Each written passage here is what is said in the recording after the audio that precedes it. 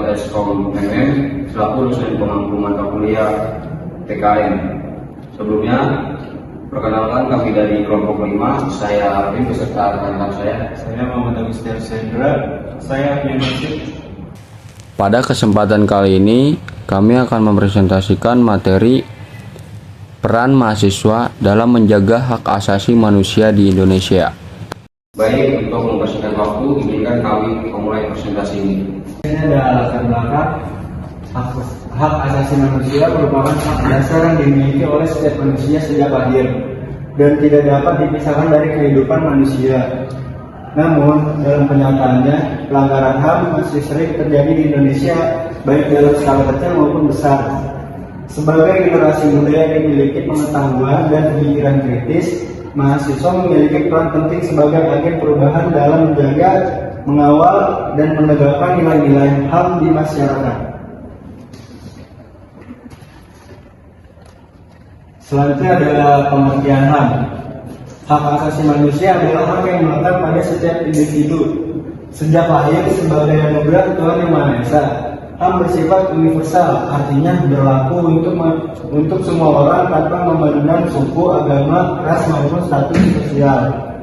Selain itu, HAM tidak dapat dicabut oleh siapapun dan harus dihormati, dijunjung tinggi, serta dilindungi oleh negara, hukum, dan setiap individu. Terus ada dasar hukum HAM di Indonesia. Di Indonesia HAM dijamin dan dilindungi oleh hukum yang berlaku diantaranya yang pertama ada Undang-Undang Dasar 1945 Pasal 28 AJ yang mengatur berbagai hak dasar warga negara. Dan yang kedua ada Undang-Undang Nomor 39 Tahun 1999 tentang hak asasi manusia. Dan yang terakhir ada Undang-Undang Nomor 26 Tahun 2000 tentang pengadilan HAM. Dengan adanya dasar hukum tersebut, setiap pelanggaran HAM dapat diproses secara hukum sesuai ketentuan yang berlaku. Contoh hak asasi manusia. Beberapa contoh hak asasi manusia yang dimiliki setiap individu di antara lainnya. Yang pertama itu ada hak untuk hidup dan mempertahankan kehidupan. Yang kedua ada hak untuk menyampaikan pendapat. Yang ketiga ada hak untuk memeluk agama dan beribadah. Yang keempat ada hak untuk memperoleh pendidikan.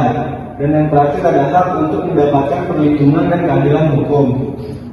Hak-hak ini harus dihormati oleh semua pihak tanpa terkecuali. Oke, selanjutnya ada studi kasus kerusuhan Mei 1998.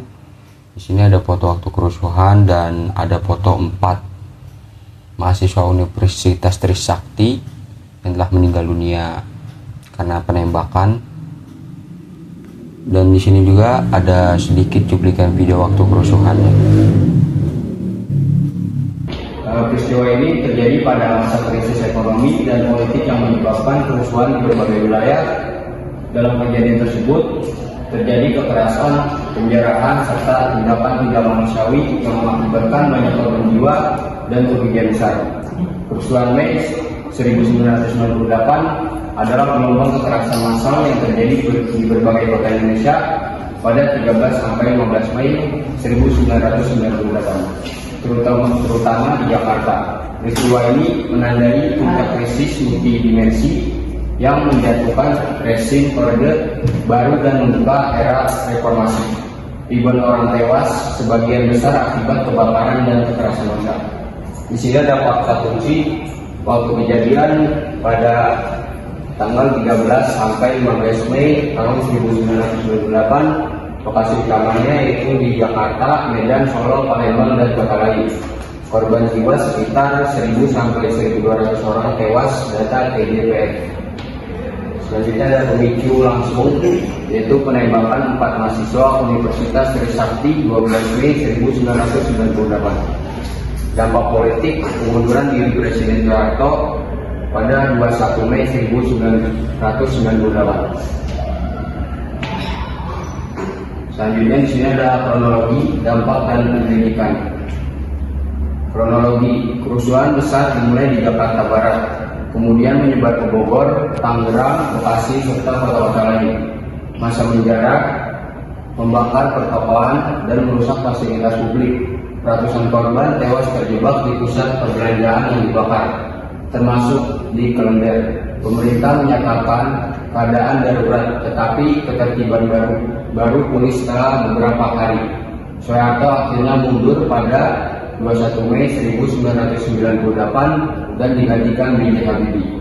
Artinya ada dampak dan penyelidikan. Tragedi ini diakui sebagai salah satu pelanggaran hak asasi manusia berat di Indonesia. Komnas HAM dan Komnas Perempuan menemukan bukti pembunuhan, kekerasan seksual, serta diskriminasi terhadap etnis Tionghoa. Tim Gabungan Pencari Fakta (TGPF) dibentuk, namun hingga kini belum ada penuntasan hukum menyeluruh.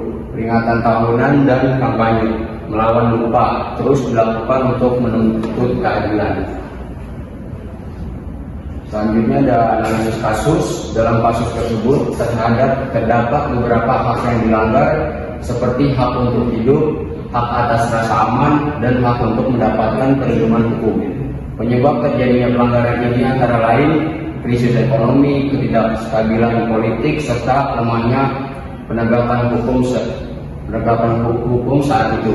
Dampak yang ditimbulkan sangat besar, mulai dari trauma masyarakat, kerugian materi, hingga menurunnya kepercayaan terhadap pemerintah. Selanjutnya, contoh peran nyata mahasiswa.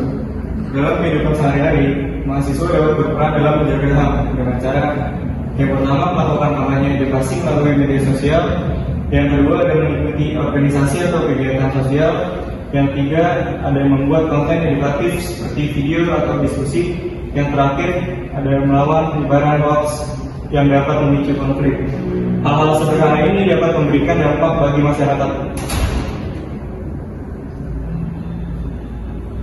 Selanjutnya ada peran mahasiswa dalam HAM.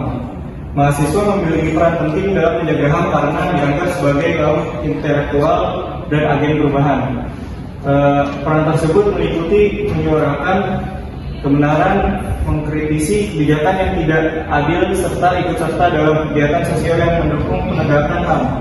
Mahasiswa juga dapat menjadi penghubung antara masyarakat dan pemerintah dalam menyampaikan aspirasi. Lembaga penegak HAM. Di Indonesia terdapat beberapa lembaga yang bertugas menegakkan HAM.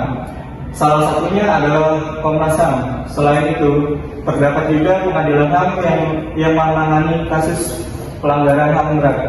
Lembaga-lembaga ini berperan dalam menyelidiki, mengawasi, serta menindak pelanggaran HAM agar keadilan dapat ditegakkan. Solusi atau upaya. Untuk mengurangi pelanggaran HAM diperlukan beberapa upaya seperti penegakan hukum yang tegas dan adil, peningkatan kesadaran masyarakat tentang HAM, pendidikan HAM sejak dini, partisipasi aktif mahasiswa dan masyarakat dalam mengawal kebijakan pemerintah. Dengan kerjasama semua pihak, pelanggaran HAM dapat diminimalisir. Yang terakhir ada kesimpulan. Hak asasi manusia merupakan hak mendasar yang melekat pada setiap individu dan dilindungi oleh hukum di Indonesia. Namun, dalam praktiknya, pelanggaran HAM masih terjadi seperti pada peristiwa kerusuhan Mei 1998 yang menunjukkan lemahnya penegakan hukum dan perlindungan terhadap masyarakat.